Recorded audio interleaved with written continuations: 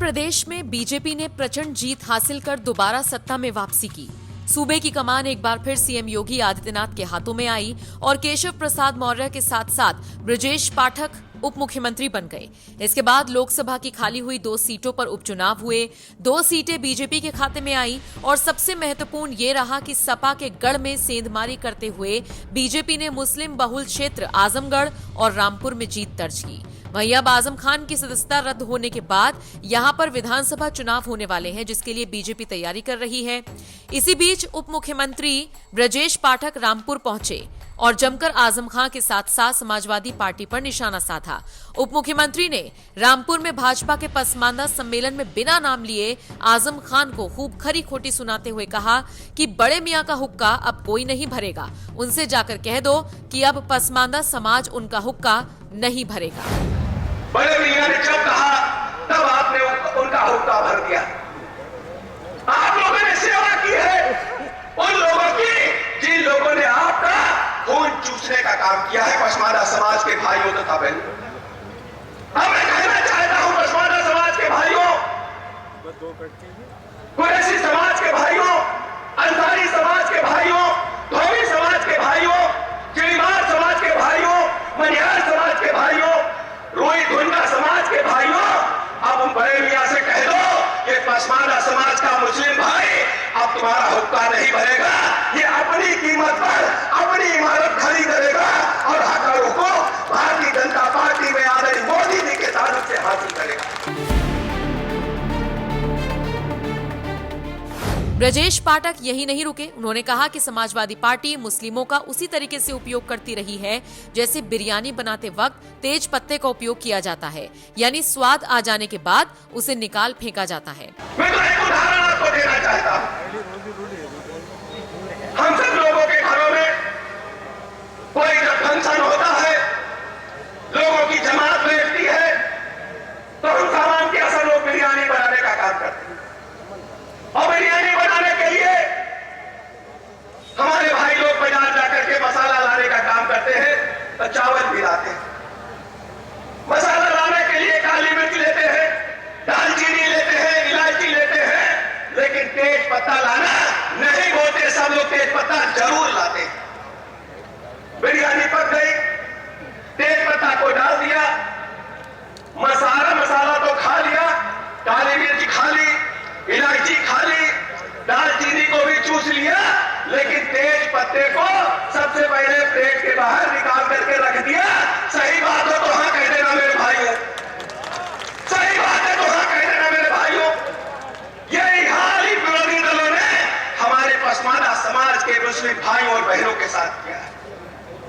आपसे टेस्ट ले लिया, बिरयानी का टेस्ट ले लिया, लेकिन जब मामला आया आपको मुख्य धारा में जोड़ने का, तो आपको लाभ न देकर के तेज पत्ता के तरह अलग निकाल करके रखें। अब यहाँ पर यह समझना जरूरी है कि इन पसमानदा मुसलमानों को बीजेपी अपनी तरफ लाने की कोशिश क्यों कर रही है। तो आपको बता दें, बीजेपी ने प्लान बनाया है कि पसमानदा मुस्लिमों पर फोकस किया जाएगा और उनमें पैठ बनाकर उन्हें अपनी तरफ करना है।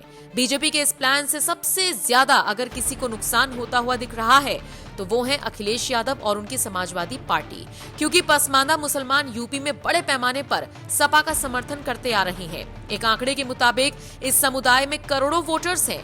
ऐसे में अगर इनमें अच्छे से बीजेपी ने सेंधमारी कर ली तो सपा के लिए बड़ी मुश्किलें खड़ी हो जाएंगी। फिलहाल बीजेपी ने इसी तरफ कदम बढ़ाया है और खुलकर पसमानदा मुसलमानों को लेकर बयान दिया जा रहा है। तो चलिए अब ये भी बता देते हैं आपको कि कौन होते हैं ये पसमानदा मुसलमान।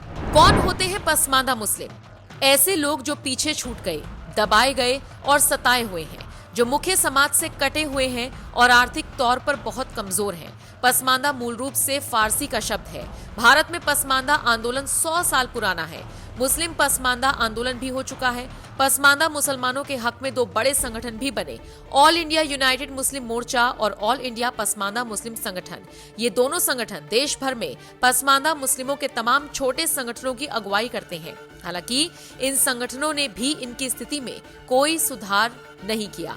यूपी में ये पसमानदा मुस्लिम सपा को वोट करते रहे हैं, लेकिन पिछले समय में बीजेपी सरकार के दौरान घर, मुफ्त राशन, शौचालय, एलपीजी सिलेंडर जैसी चीजें मिलने से ये पसमानदा समुदाय बीजेपी की तरफ झुकता नजर आ रहा है। इन्हीं पसमानदा मुस्लिमों में पैंठ बनाने के लिए बीजेपी ने प्लानिंग तैयार की है, जिसका असर 2024 के लोकसभा चुनावों में देखने को मिलेगा। तो आप इसे समझ गए होंगे कि किस तरह से बीजेपी आजम के गढ़ रामपुर में पहुंचकर इन मुसलमानों पर फोकस कर रही है, जिसे देखने और सुनने के बाद अखिलेश के साथ साथ आजम खान भी बौखला जाएंगे। फिलहाल आप सुनिए डिप्टी सीएम ब्रजेश पाठक पसमानदा मुसलमानों को लेकर क्या कुछ कह रहे हैं। मैं तो एक उदाहरण आपको देना चाहता हूं। हम सब लोगों के घरों में कोई जब फंक्शन होता है, लोगों की जमात बैठती है, तो हम सामान के असर लोग बिरयानी बनाने का काम करते हैं। और बिरयानी बनाने के लिए हमारे भाई लोग बाजार जाकर के मसाला लाने का काम करते हैं, तो चावल भी लाते हैं।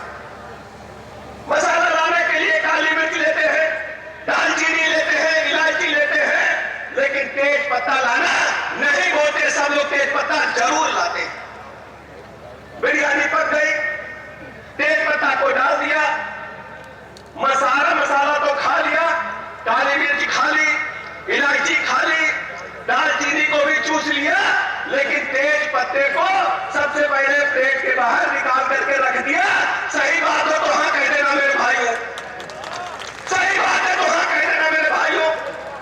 यही हाल ही विरोधी दलों ने हमारे पसमानदा समाज के मुस्लिम भाइयों और बहनों के साथ किया है। आपसे टेस्ट ले लिया, बिरयानी का टेस्ट ले लिया, लेकिन जब मामला आया आपको मुख्य धारा में जोड़ने का, तो आपको लाभ न देकर के तेज पत्ता के तरह अलग निकाल करते रहे। इसलिए मेरे भाइयों, आज मैं आपसे कहने के लिए आया हूं, आदरणीय प्रधानमंत्री नरेंद्र मोदी जी ने भारतीय जनता पार्टी के दरवाजे आपके लिए खोल दिए हैं। आपका हृदय से स्वागत है। मैं गले लगाकर स्वागत करने के लिए आया हूं और आप सबका आह्वान करता हूं। अभी तक आपने बहुत कुछ काम किया है। बड़े मियां ने जब कहा तब आपने उनका हुक्का भर दिया। आप लोगों ने सेवा की है उन लोगों की जिन लोगों ने आपका खून चूसने का काम किया है, पसमानदा समाज के भाइयों तथा बहनों। अब मैं कहना चाहता हूं पसमानदा समाज के भाइयों, कुरैशी समाज के भाइयों, अंसारी समाज के भाइयों, धोबी समाज के भाइयों, चिड़ीमार समाज के भाइयों, मनिहार समाज के भाइयों, रोई धुंडा समाज के भाइयों, अब उन बड़े मियां से कह दो कि पसमानदा समाज का मुस्लिम भाई अब तुम्हारा हुक्का नहीं भरेगा। ये अपनी कीमत पर अपनी इमारत